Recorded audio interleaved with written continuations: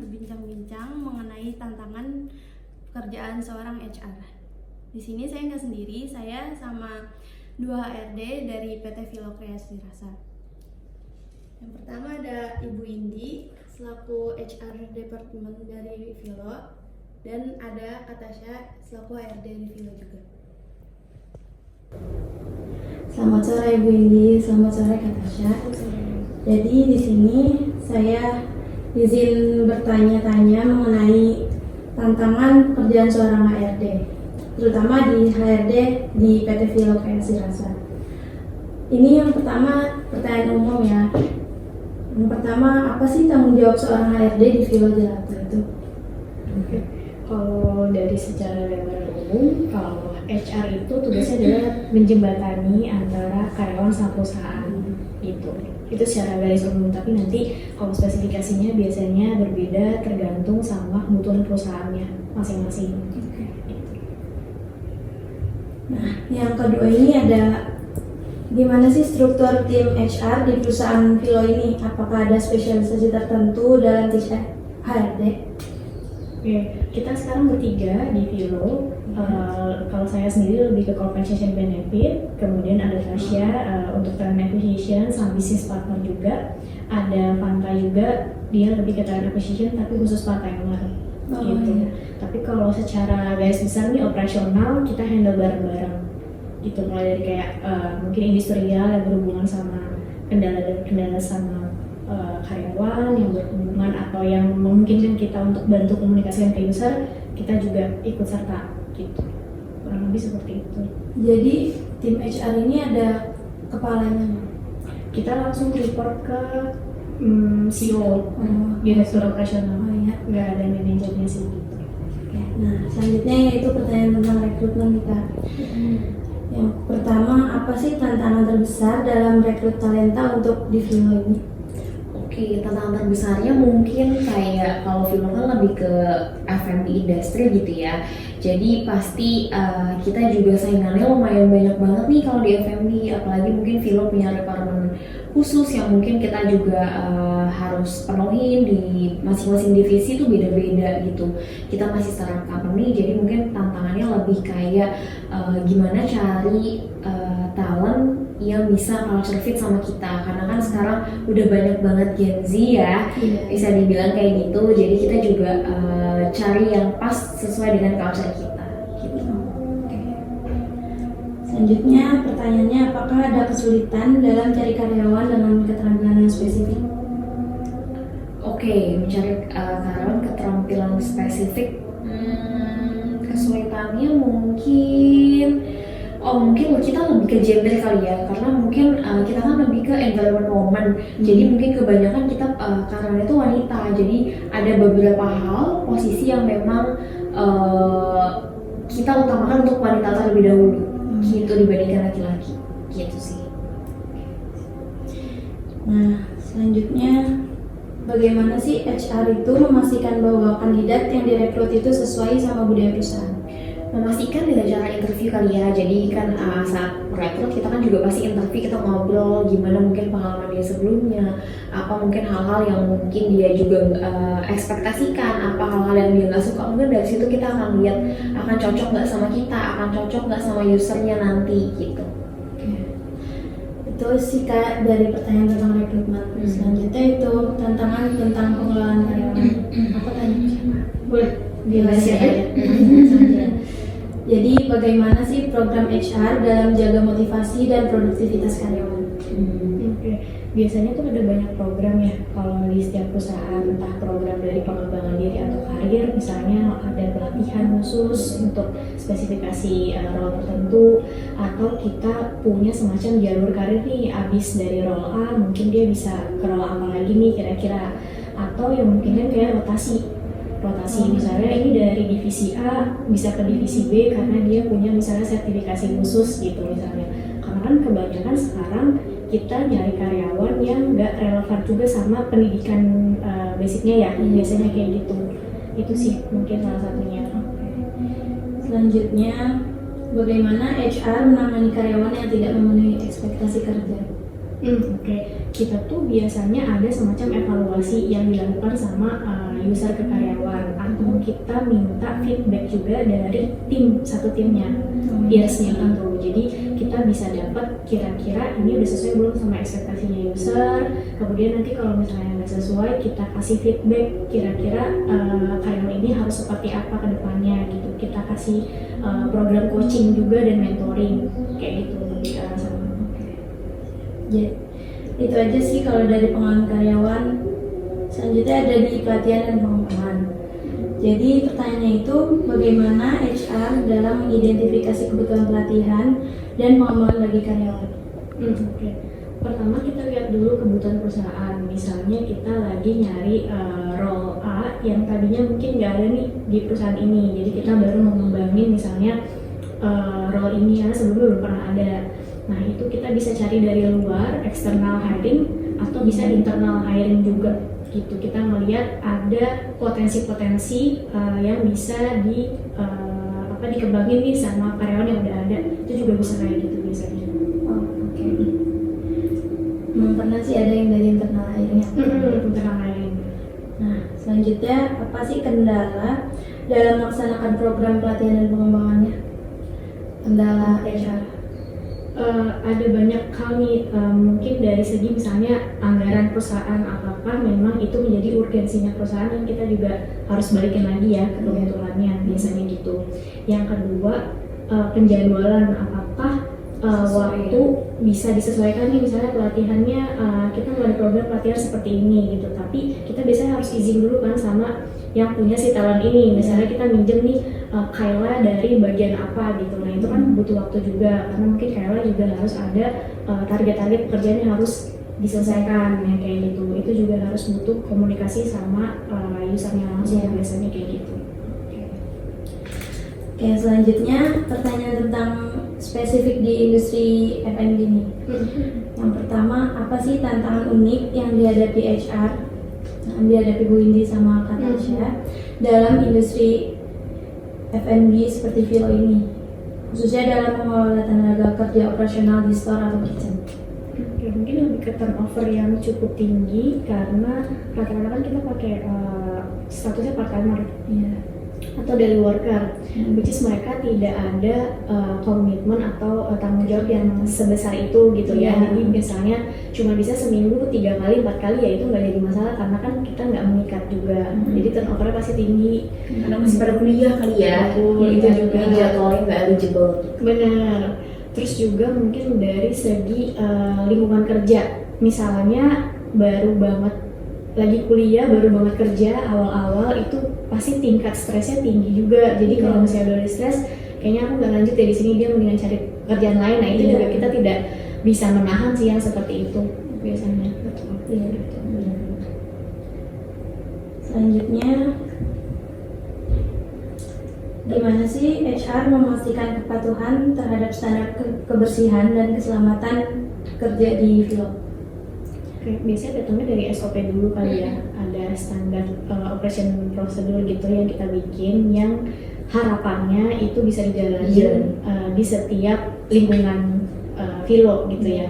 Apalagi kalau diproduksi, mungkin kalian juga tahu ya, maksudnya di situ benar-benar kita harus higienis karena kita berhubungan sama makanan itu yang kita jual gitu kan ke customer. Jadi kita harus benar-benar mematuhi regulasi itu sih.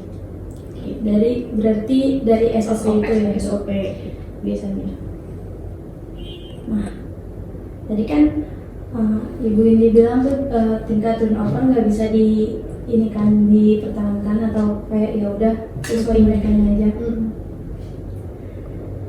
Tapi kalau misalnya ada karyawan-karyawan atau part timer tapi yang mereka tuh udah lama di Vilo dan mereka tuh punya bakat-bakat yang memang harus dipertahankan di Vilo, tapi dia tuh ada sesuatu yang harus keluar, bagaimana HR mempertahankan karyawan ini?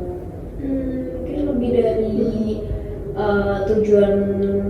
tujuan atau ekspektasi si karyawan yang lagi balik lagi kayak tadi. Kita mau mempertahankan, kita pasti akan memberikan jenjang karir atau karir path yang memang sesuai dengan kebutuhan sama Vilo. Tapi mungkin kan as a personal karyawan masing-masing kan pasti punya tujuan yang masing-masing, atau mungkin kita juga akan kembalikan juga, kita juga nggak bisa memaksa kali ya, kalau misalnya memaksa atas kayak kebutuhan kita nih gitu kan. Tapi kalau misalnya memang itu pilihan dia jauh lebih baik untuk resign atau keluar dulu, ya kita juga nggak bisa menahannya juga gitu dari kamu.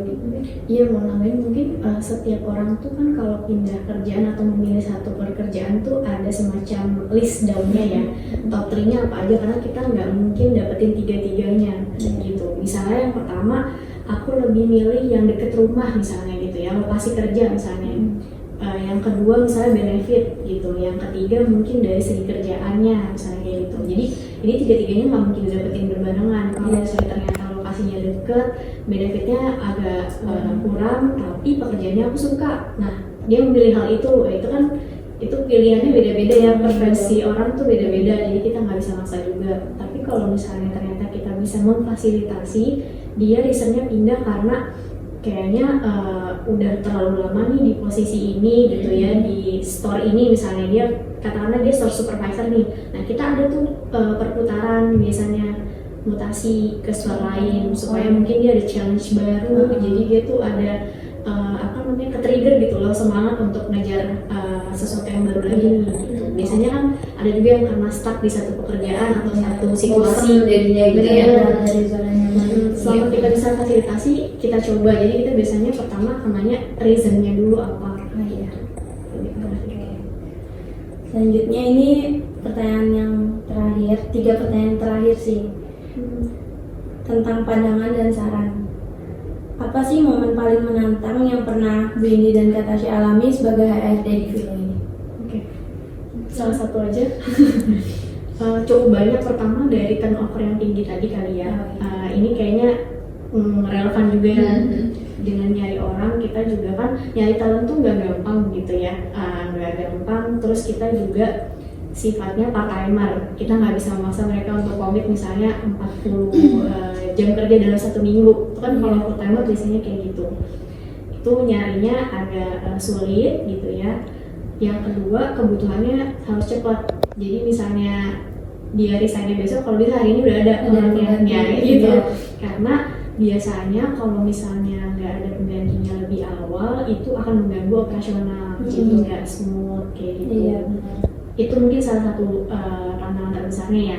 Kalau yang lain-lain mungkin lebih ke gini, HR itu kan hubungannya sama manusia. Nah, manusia itu nggak ada formulanya 1+1=2 tuh nggak kayak gitu. Jadi banyak kepala, banyak kepentingan. Gimana cara kita komunikasi ke orang, pendekatan ke orang, itu juga lumayan tantangan sih menurutku gitu. Itu sih mungkin ya kurang lebihnya. Kalau tadi ada tambahannya.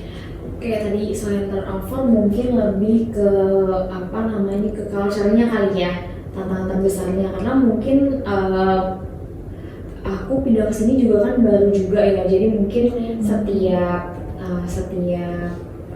culture setiap perusahaan kan pasti beda-beda.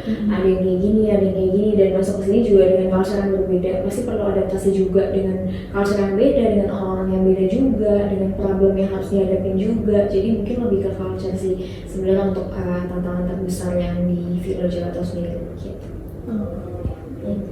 Nih, jadi pertanyaan selanjutnya, menurut Ibu Windy, apa sih yang bisa dilakukan perusahaan untuk mendukung peran HR agar lebih baik lagi?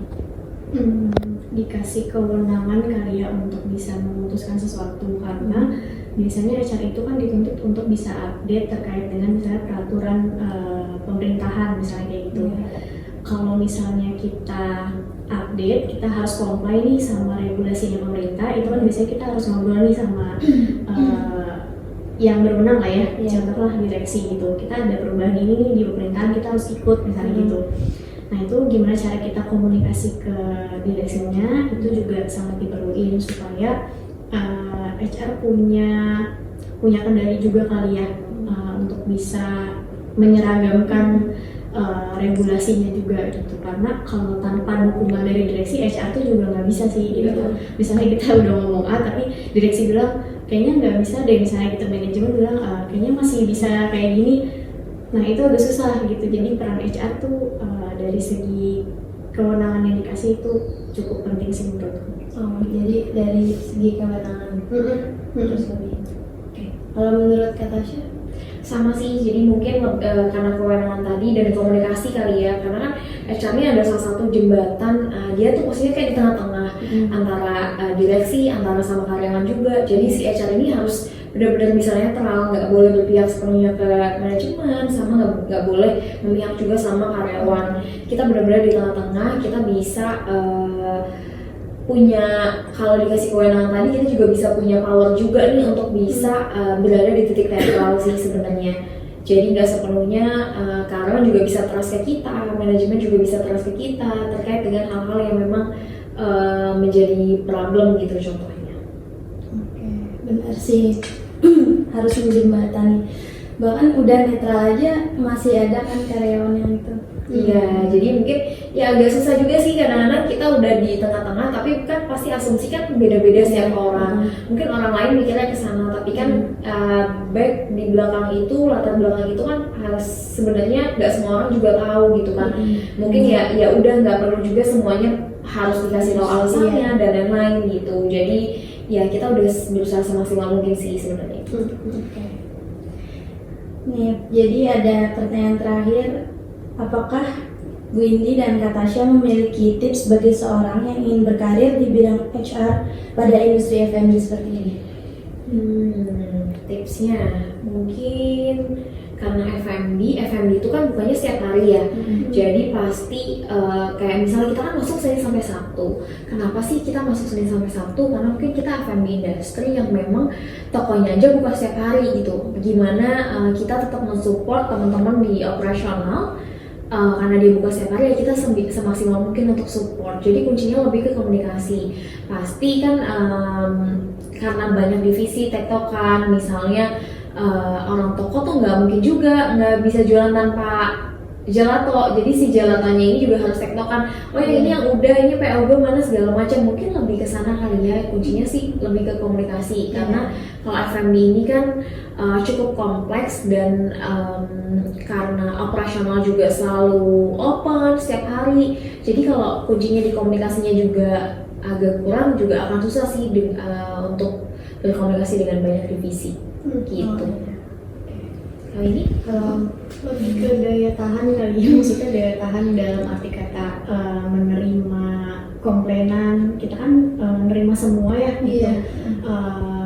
Terus juga kayak misalnya kita harus fast respon walaupun itu misalnya hari libur kita, itu kita juga nggak bisa hilang dari situ karena kita tuh tim support. Jadi kalau kita nggak ada, jadinya kan nggak ada yang nggak berjalan dengan lancar juga gitu kan. Sama lebih tadi kayak komunikasi juga sih, komunikasinya karena kita nggak cuma sama karyawan tapi juga sama manajemen juga, itu mungkin ya lebih ke arah sana sih. Itu aja sih pertanyaan dari aku. Oke. Makasih banyak ya Bu Indi dan Sama-sama. Oke teman-teman semua, jadi itu dia sesi wawancara HRD hari ini dengan HRD PT Vilo Kreasi Rasa yang bagus-bagus banget, yang keren-keren banget. Terima kasih sudah menonton. Selamat sore. Dadah.